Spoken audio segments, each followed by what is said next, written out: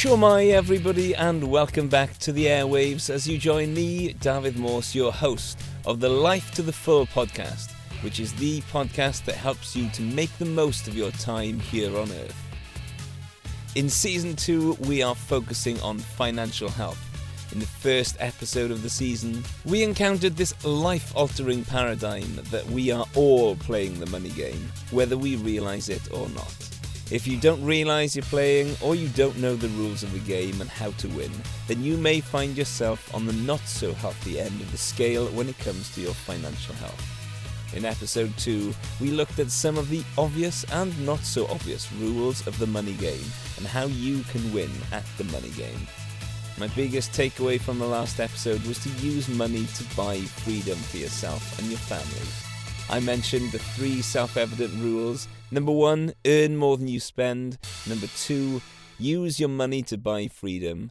Number 3, don't go broke.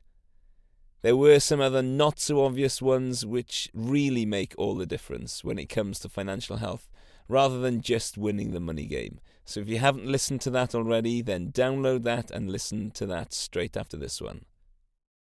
In today's episode number 3 of the season, I want to take a deeper dive into the rule number 1, earn more than you spend. And in this episode, we'll look at both sides of the equation, why we should spend less and why we have a responsibility to earn more.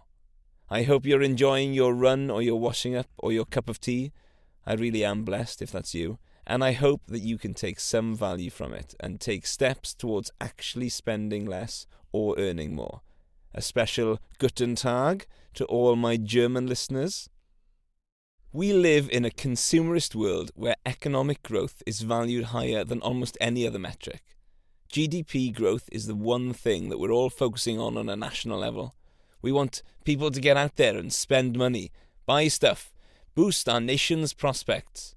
Endless growth seems to be the predominant thinking of our governments, certainly in the West. One of the fortunate things about being a free-willed individual is the choice to choose to reject that if you want to. In your own life, you don't have to be on a treadmill of consumer spending or trying to keep up with the Joneses, of a constant dissatisfaction with your current level of financial health. You can choose to moderate your spending. You can have the freedom to release yourselves from the shackles of comparison. You get to decide how far down the path to financial health you want to go. Spending less is one of the easiest ways to celebrate your freedom, and you can use spending less as a message, a reminder, if you will, to yourself of your freedom to choose. Spending less is likely the first thing you should consider when it comes to winning the money game. The most important number in your journey towards financial health is the difference between your income and your outgoings. I call it the gap. As long as you're not in the decumulation phase of your life, when you've finished saving and you're on the road of spending down your wealth, then maximizing the size of the gap is your number 1 financial aim, the number 1 key to getting ahead financially. There are countless videos on YouTube and endless posts on Instagram on how to save money, things not to buy, things not to spend money on. I'm sure there's some value in most of these things. They can inspire you. They can give you ideas that you may not have thought of before. But the one thing that those things can't do is be personal to you. I want to go down a different track for you today and do it more from the philosophical angle. I also want to encourage you to think where you can save money. What works for me may not work for you, and what works for you may not work for me. So take some time to think about that later today. How can you grow the gap? If you want to spend less money, then it helps to pay attention to what you're spending money on and how much you are spending. I'm not a believer in the school of thought that you need to know exactly where every penny goes, but I do look through my monthly spending and see if there's anything there that shouldn't be there or I think is too high. You do need some idea of what you're currently spending your money on. Many personal finance gurus will tell you that you must make a budget. You need to know where every pound or dollar or euro is going. Now that can certainly be valuable for some people. It may be valuable for you. If you find that helpful, then go for it. In fact, it's not just the gurus that'll say that. There are plenty of people for whom tracking their spending and making sure they came within a budget every month has transformed their financial lives. They say it was the first step on a journey towards a life of financial success. If you're not sure it'll work for you, try it for a few months. Look at everything you earn, write down everything you spend in a spreadsheet or a notebook, and assign different amounts to different categories, and make sure you stick within these parameters. You'll only know if it's right for you if you try it. Personally, I've never had a budget. I can't think of anything more stress-inducing than thinking of the details of every pound or dollar or euro. I'm a big picture kind of guy, and the details just bore me to tears. I can handle detailed budgets if I'm absolutely required to, and I have the time to do so, but it just drains me mentally. The thought of having to balance a budget is enough to make me want to hire someone to do it for me. So what's the answer for you if you also fall into this camp? Let me share how I cope with a lack of desire to get bogged down in the details. I decide in advance each month how much of my money I'm going to give away and how much I'm going to save and invest. And the rest is up for grabs. It can be spent on whatever I need and want. It's that simple. As long as you prioritize your giving and your investing before your monthly expenditure and your discretionary spending, you're good to go. You know you're on the right path, so you don't need to spend time and energy optimizing absolutely every penny. But you do need to do this if you're not going to have a budget. Please don't make the mistake of thinking, I don't need a budget without a different system in place to ensure that you can hit your saving and investing objectives, and you can buy that freedom that you desire. You can't not have your cake and not eat it. One thing you could try and do is make cutting spending into a game. There's a reason why the computer game industry is a $2 billion industry. People like playing games. Playing games are fun. But instead of playing a video game, why not make saving money into a game?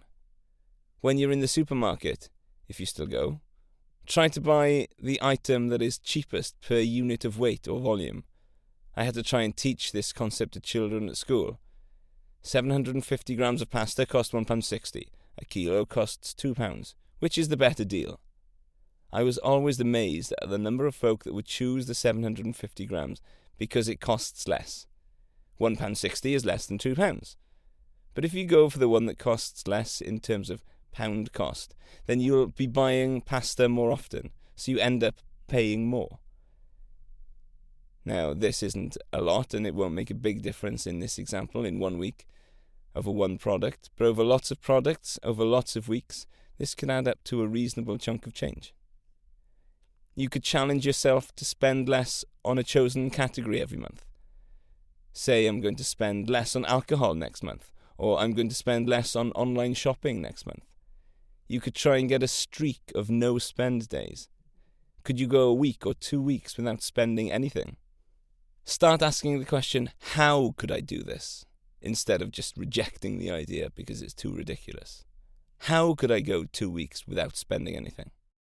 There's a Swedish proverb that says, "He who buys what he does not need steals from himself."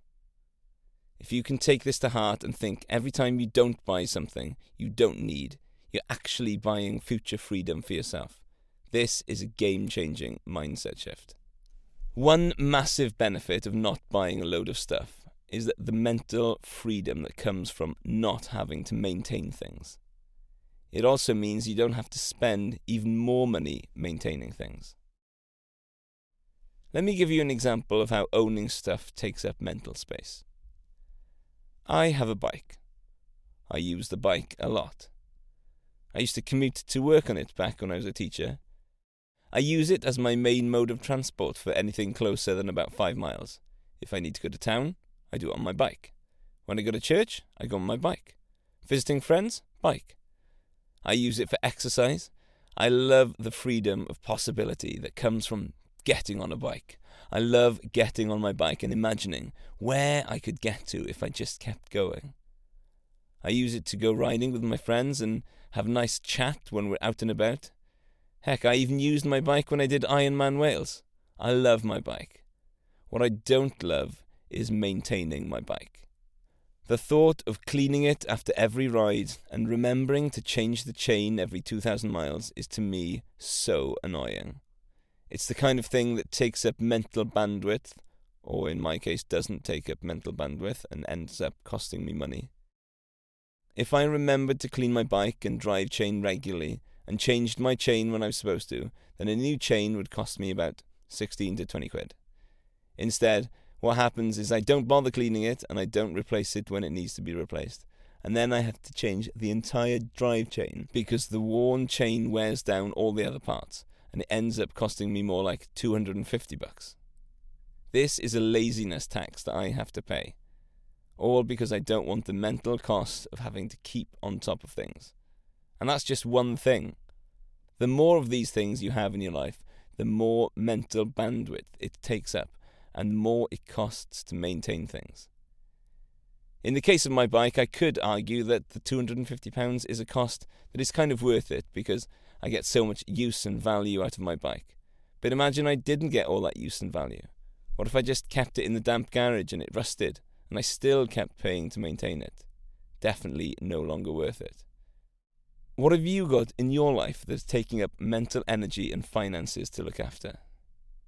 You can use this lens to evaluate future purchases as well. Don't just be thinking, what is this costing me now? But what is this likely to cost me in the future too? Both in monetary terms and emotional energy. Earn more money.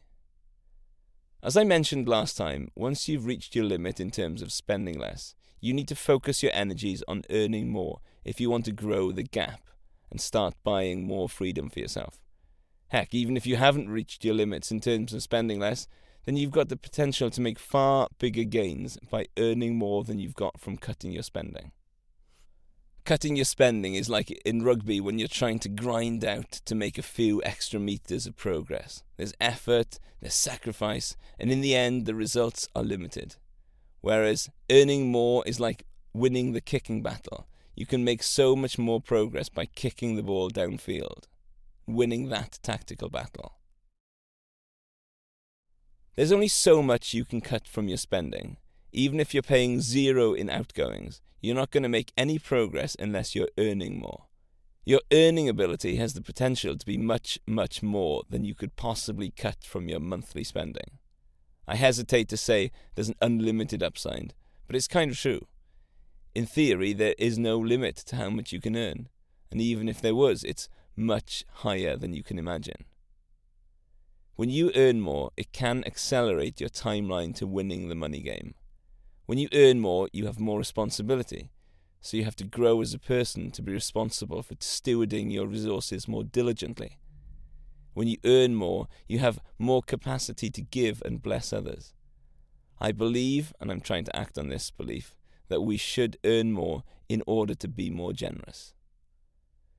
There are essentially 3 ways to earn more money. They start with the simplest and quickest, and progress to require more effort up front, but have a much better long-term prospects. The simplest way to earn more money is just work more of your job.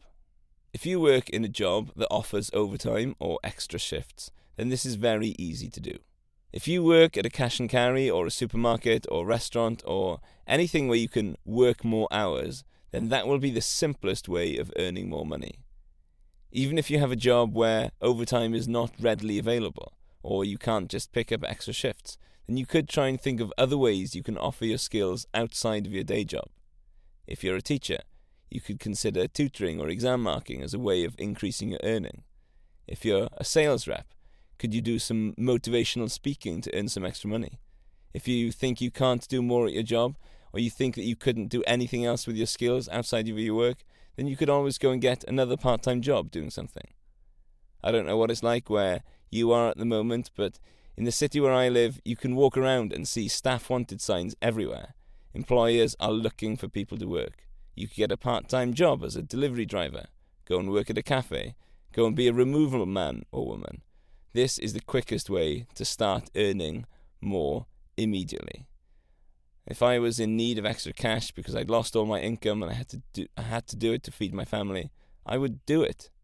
But before you go up and sign yourself as a delivery driver for Uber, I want you to consider the following.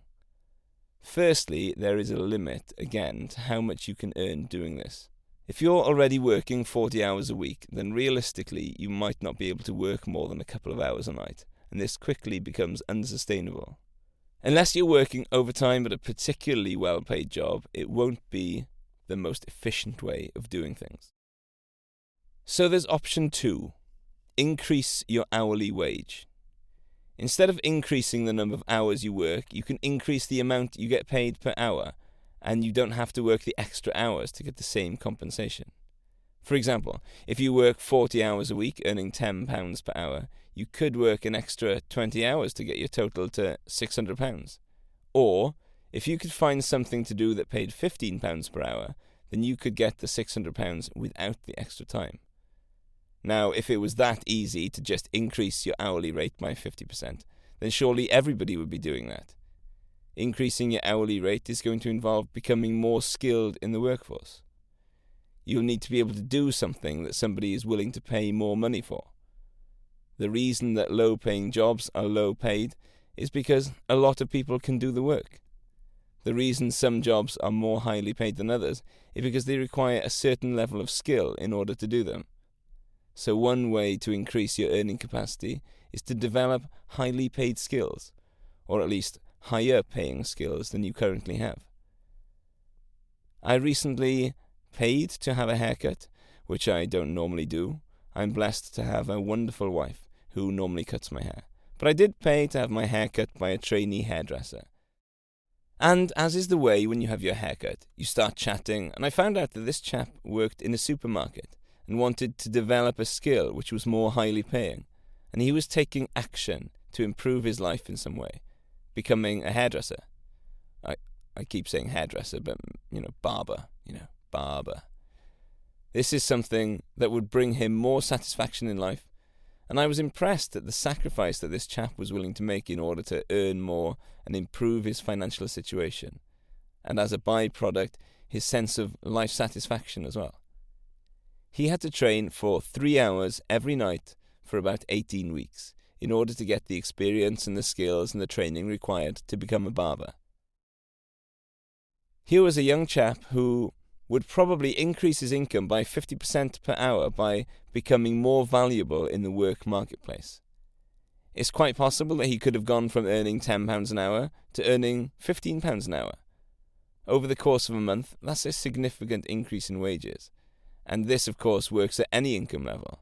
It's possible to develop skills and create value in the work marketplace, even if you already command a high salary or a high hourly wage.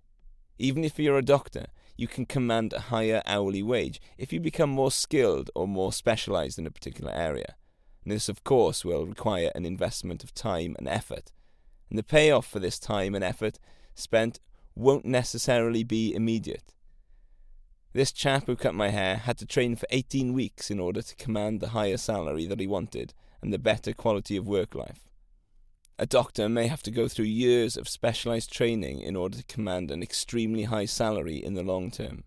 Despite that extra time and effort, this second option of increasing your hourly rate is much more preferable than simply working more hours. It's much more sustainable in the long term. This chap who worked at the supermarket would have earned an extra £2,700 if he would have worked extra hours over those 18 weeks instead of training. But it would only have taken him 68 days of working at his higher rate of pay to earn back that £2,700 on top of his normal salary. Of course, it is possible to do both of these things. Do more hours and get paid more per hour. I was talking to a doctor friend of mine recently, and she said that some of the on-call consultants or the locum consultants could earn £150 per hour, and they were also able to decide when they wanted extra work. They could just do an extra shift whenever they felt like it. So these doctors that have taken the time to train and qualify can simply turn on the income stream whenever they want. They can say, yes, I will work one extra 12-hour shift this week, and they will earn £1,800 for that one day's work, because they've spent time investing in their career. There is a third option for increasing your income, which is to make your income independent of the hours that you work. This is potentially far more rewarding and lucrative financially, but is certainly the hardest work of all three options. You might be asking the question, how can I make my income independent of the hours that I work? One option is to start a business. I am well aware that starting a business is very hard work. It is extremely difficult. You need to put in a lot of hours, and early on in the business, you may not see a lot by way of income. And in fact, even if you start a business, it is often the case that you will spend many more hours working on the business than if you were simply to have a job. But what a business has the potential to do is earn you money when you're no longer directly working in the business. You may be able to use the skills that you have in your job in order to start a business. I have a friend who is a midwife, and she saw a need in the market for support for mothers in a particular niche. And she set up her own business on the side to serve these mothers and babies, and she can charge a lot more than her normal rate as a midwife to provide services for these mothers who need her expertise and are willing to pay for it. And now, as her business grows, she's able to employ somebody else to deliver some of the training as well, thus further stepping away from the actual working in the business.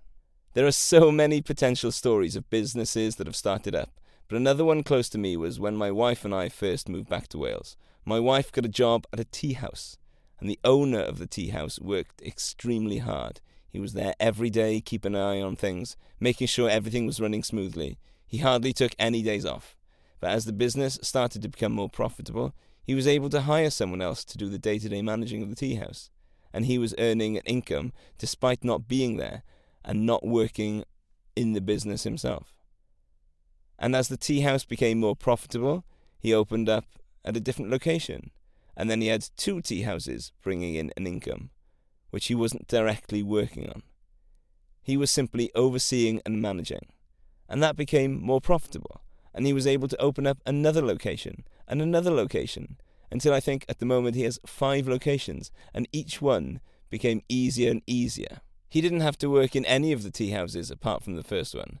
So here we have an example of building a business which took a lot of work and a lot of effort and not a lot of pay early on, but over the course of 5, 6, 7 years has enabled him to enjoy the lifestyle that he wants to enjoy without having to work for an hourly rate.